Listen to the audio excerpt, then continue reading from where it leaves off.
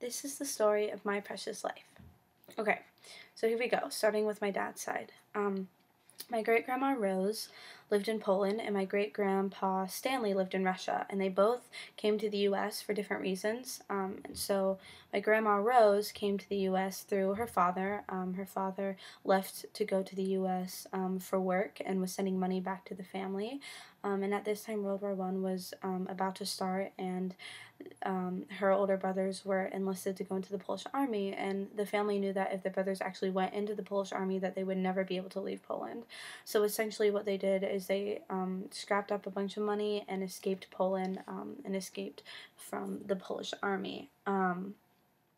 But a problem happened. So as they were trying to come into the U.S., there was a problem with the passport, and the three boys weren't able to gain entry into the U.S., but Rose's mom and her sisters were. So the boys went to Canada and stayed there for 3 years, and then came to the U.S., while Rose and her sisters and her mom immediately came into the U.S. And stayed in St. Louis with cousins.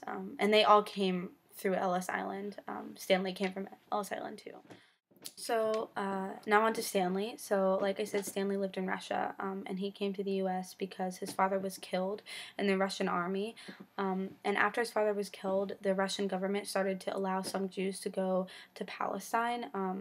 And so when his mom heard that, she was like, "Yeah, you're gonna go," and she sent him with his aunt and uncle to Palestine to become a rabbi.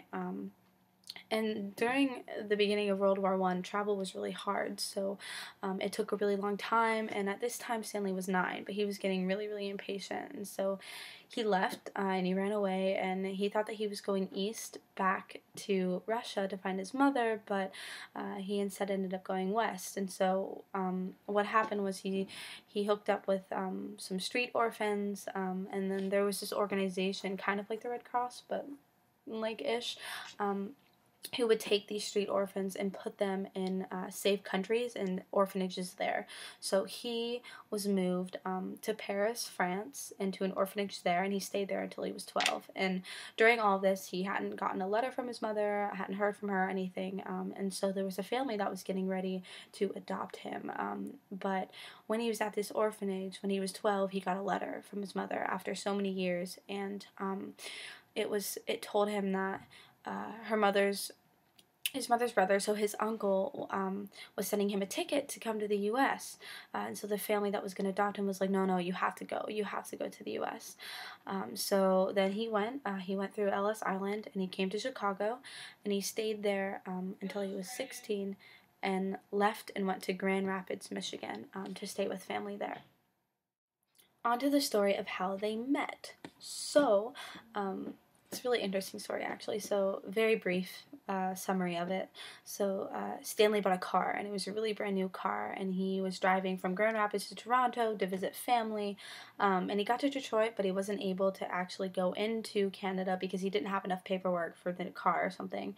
And so he had to turn around, and he went to Chicago to visit a friend that he made there when he stayed.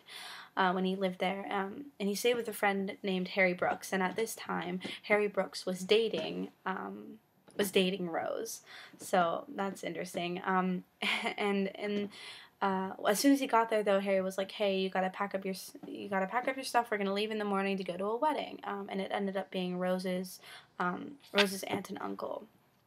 So after so they went to St. Louis for the wedding, and then after the wedding, Stanley, Rose, and the aunt and uncle went for a ride in his car. I don't know where Harry is at this point. I'm not really sure.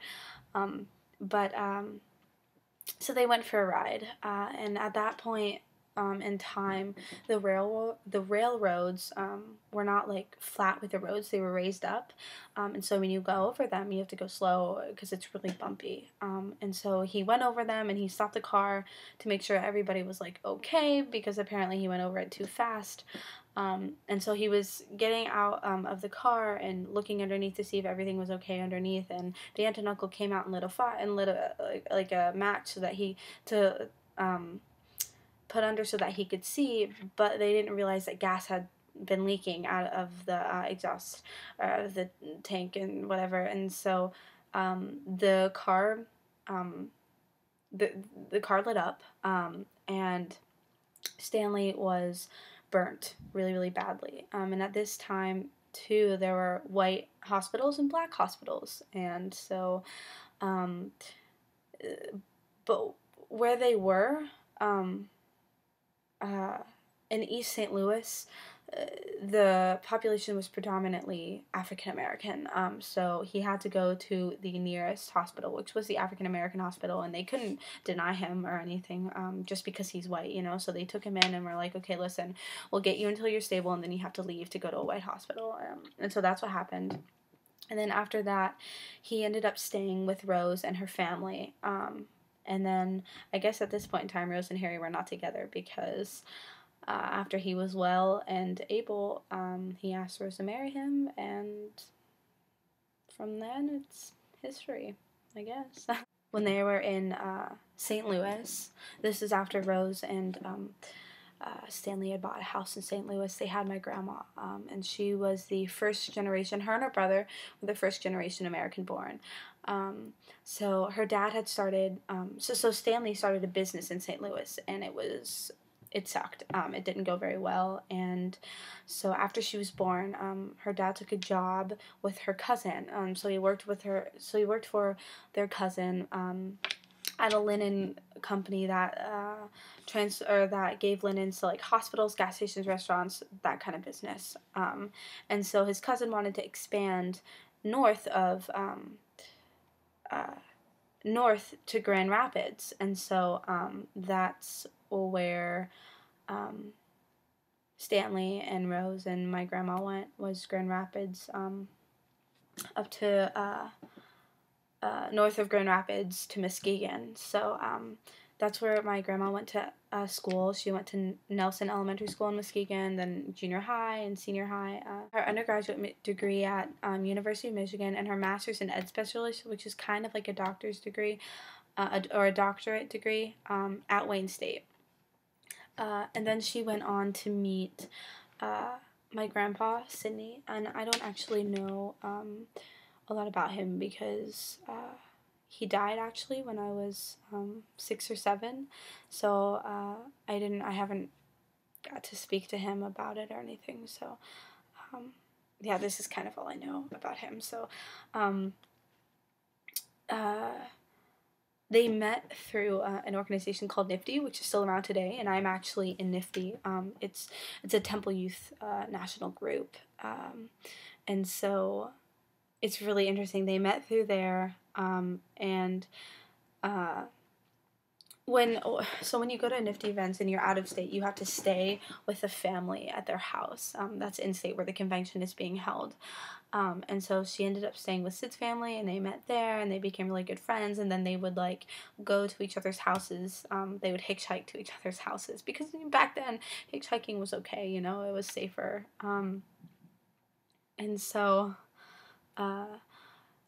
they both ended up going to U of M, and they became closer there, and then Sid ended up flunking out of U of M, and went to Eastern Michigan, where he got his degree, and then they kept talking, and they ended up getting married in 1956 in June, and they both got teaching jobs in Pontiac, where my aunt and my dad were born. So now on to my dad. My dad's name is Gary George Dickstein, and he was born in Pontiac, Michigan. He then moved to Huntington Woods in Michigan, and went to Burton Elementary School, and then went to Norwalk Junior High.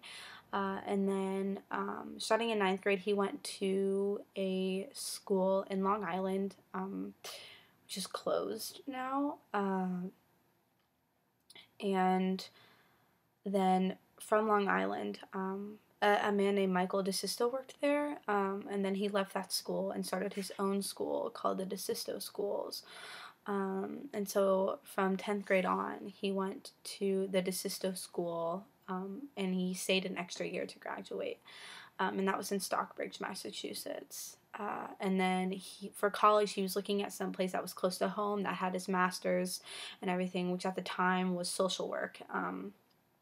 And Western Michigan had a Division I hockey team that he was really interested in, because my dad had played hockey all of his life, so he wanted to go to a school that also shared his love of hockey. So he went to Western Michigan, and that's eventually where my mom and dad met.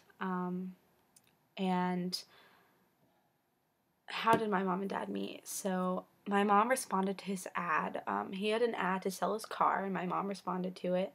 And it was a really gross orange Toyota Tercel. And then, uh, so then their first jobs out of college were in Huntsville, Texas.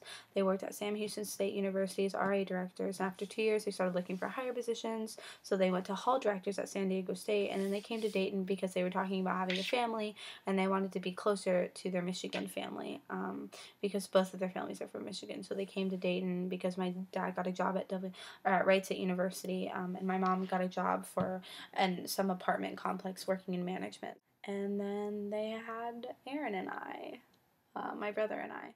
So now on to my mom's side. My mom has a mom and a dad, and they're a very classic American family. Born in America, born in Michigan, raised in Michigan.